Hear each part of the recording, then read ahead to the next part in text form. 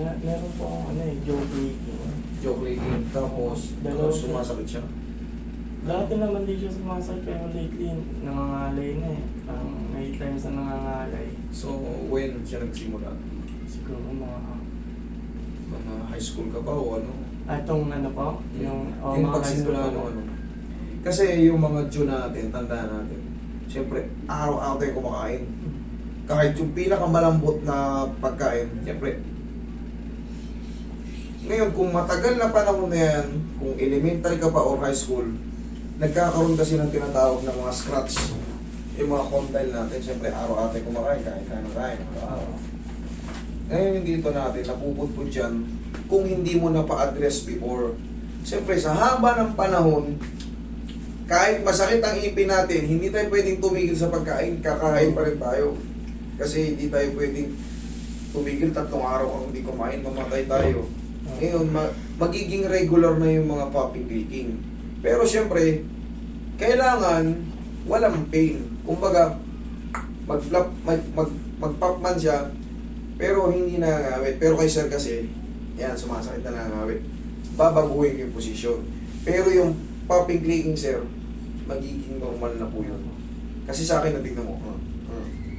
Narinig mo may tumunog pa. Ano? Ay, mapalag oh. Pero, kahit baka yung kainin ko, kahit kumain ako ng sinelas dyan, kaya-kaya. Pero kailangan walang masakit. Yan ang tatandaan nyo. Okay? Sige, palit muna kayo, sir. Adjust. I-address muna natin yung mga main problem. Sige, nga ka, sir. Sara. Yun oh. Pansin mo yung pinaka-edge, yung dulong pagganga mo. Opo. Nag-i-scratch na siya. Pero hindi siya sobrang sakit. Opo, wala po, Okay. wala siyang Yun nga yung sinasabi ko, magkakaroon po ng pudpud yung ano, napupudpud kasi tinatawag natin condyle. Yung pinaka-edge ng panga natin. So, once na may pudpud yun, o may scratch, siyempre kakain ka ng kakain, may scratch mo rin yung tinatawag nating mandible. Kaya ngayon, tutunog-tunog yan. Pero yun nga, kay sir kasi nangangalay, kaya iusog natin para mawala yung alay. Okay, sige nga. Okay, dahan-dahan, Sara. Nagitik, Sara. Madali lang naman i-adjust yan. Pero, tandaan nyo, pag in-adjust yan, lumagutok man siya, kailangan, hindi yung mga ilang segundo magkikreate na ng pain. Ibig sabihin, na-dislocate ko yung panga nyo. Pero pagka, inobserba mo, okay yan. Yun din, tama yung adjustment. Yun Dalawa po ito eh, dalawa tumutunog. Kaya nga, nakakapa ako ng kaya pinangangawit. Oo. Pero wala yun, walang problema yun. Walang problema yung basta wala ng pain. Wait lang ah.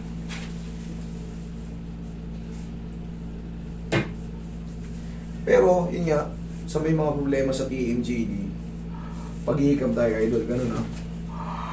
Kahit lakihan mo, yan, basta pa ganyan. Pansin mo, lalo pag puyat tayo ha, yung mga dising kung may problem na rin sa TMJD, may mga lagitik-lagitik na dyan, paghihikap tayo, tandaan nyo yan ha, paloob tong chin. Huwag na huwag kayong hihikap ng pabaya, baka maglakyan, lumilis yan. Susunod yan, nandito kayo, hindi nyo maisara yung bibig nyo. Or naisara nyo naman, napilitan yung isara kasi pinilit nyo, susunod na araw, hindi nyo naman maibuka. Ganun lang yan, dalawa lang naman yan. Pero mas masarap na yung hindi maibuka. Kasi kahit pa paano, maglugaw-lugaw ka. Pero pag hindi mo maisara, kaya lugaw, mabulunan ka. Diba nakita mo may mga kasong pupunta yan dito? Opo. Hindi ka kaya, hindi masara eh. Hindi mo magtama yung ngipin.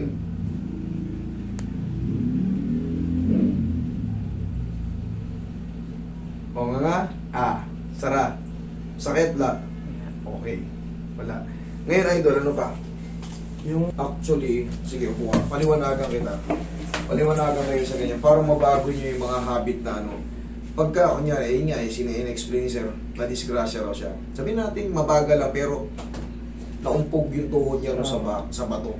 Ngayon, nagbago. Umaga, siyempre, ito yung tibia, ito yung femoral. Ngayon, nauntog. Sabihin natin, umusog ng konti. Sa tagal ng panahon, nakabalik naman. Pero may mga pagkakataon na kailangan mong parang nangangalig. Gusto mong pa-sliding para tumulog, para bumalik yun. Kasi meron dyang ACL, PCL sa gitna. So kakalakad nyo. Pag wala sa timing yung tuhod natin, nagkikreate siya ng friction. Maiirita yan. Eh syempre ikaw, gusto mo may ma-release ko yun eh. Pero madali lang naman. Ang gagawin nyo dyan, ganito ka idol. Ganito ka. Tikisan mo pag gano'n. Sipa mo. Ganyan. Ganyan ang ano. Pero dahil nandito ka, napitikin ko na rin. Higa ka. Tandaan nyo yun ha. Ito may control. Ito may control. Para kasi pag malampot to, gagalaw pati singit mo. Gagalaw pati. Subukan mo sumipa na malambot to, papalagyan. O, iba ang ano. Pero pag matigas to, tuhod lang ma-adjust. Pero syempre, pitikin na rin natin nandito na si Sir. Baka meron siyang hindi ma-explain na ako lang makakagawa eh. Pero actually, yung tuhod mo idol, very smooth pa, maganda pa yung ano niya. Wala pa yung mga ini-expect kong parang maraming maharang-harang. Pero Nakapagtakbo pa naman po. kaya maganda pa itong tuhod mo. Minsan pag malamig lang, parang may ano lang. Haptusan mo lang ng pauya pag malamig.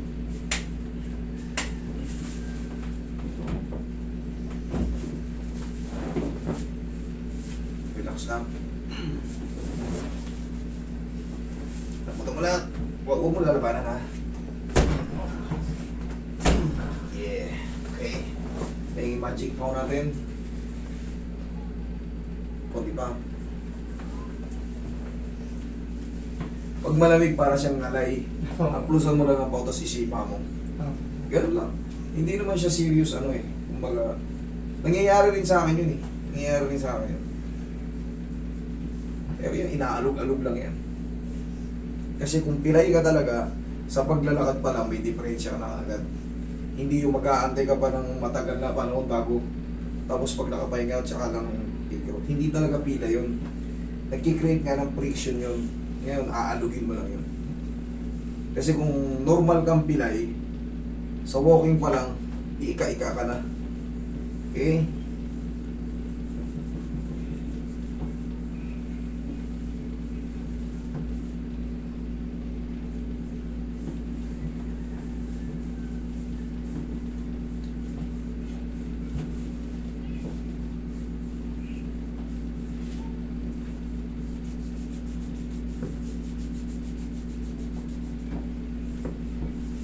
Oh, sipa mo. Iyo. Okay. Sige. Darga. Kaya na. Ikaw. Ano,